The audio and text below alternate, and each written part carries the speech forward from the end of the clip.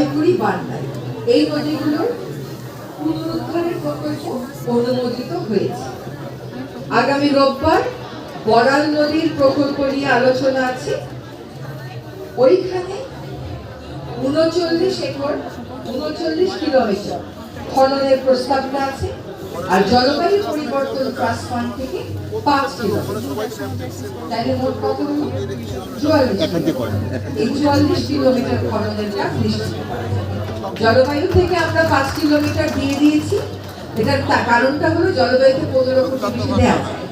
আর এটা যদি আগামী রোববার দিন আমরা একটা সফল নেগোসিয়েশন সফল আলাপ আলোচনা করতে পারি প্ল্যানিং কমিশনে, তাহলে বড়াল মোটামুটি তার কপাট উঠে গেল, তার খননের কাজটা নিশ্চয়। খনন যদি ঠিক করে না করে ওইটার দোষ ভাই আমারই দিন, খনন তো আর আমি করবো না, যারা করবে তাদের উপর চোখ রাখতে হবে।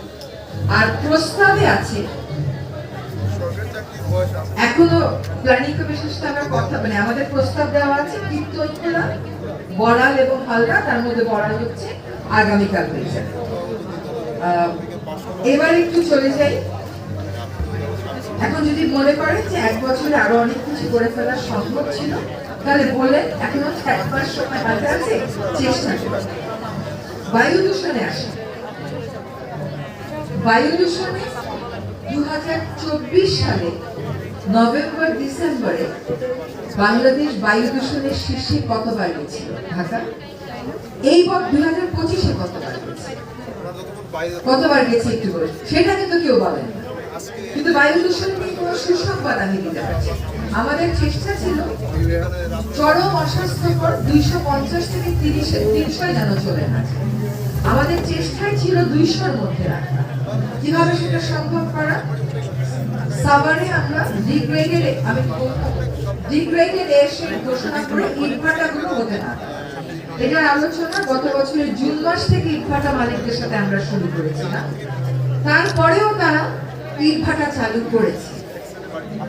আমাদেরকে এনফোর্সমেন্টে যে একটা ইটভাটা ভাঙতে 1 লাখ টাকার নিচে কোনোভাবেই আমরা পারি না। আমাদের সর্বসাকুল্যে বাজেটই থাকে 3 কোটি টাকা। যাই হোক, সাভারে আমরা যখন ইটভাটাগুলোর বিরুদ্ধে অভিযানে নামলাম, তারপরে তারা আদালতের দ্বারস্থ হলে আদালত বেশিরভাগ ক্ষেত্রে স্ট্যাটাস মানে হচ্ছে যে অবস্থায় আছো সেই অবস্থায় তারা তো সেটা মানে।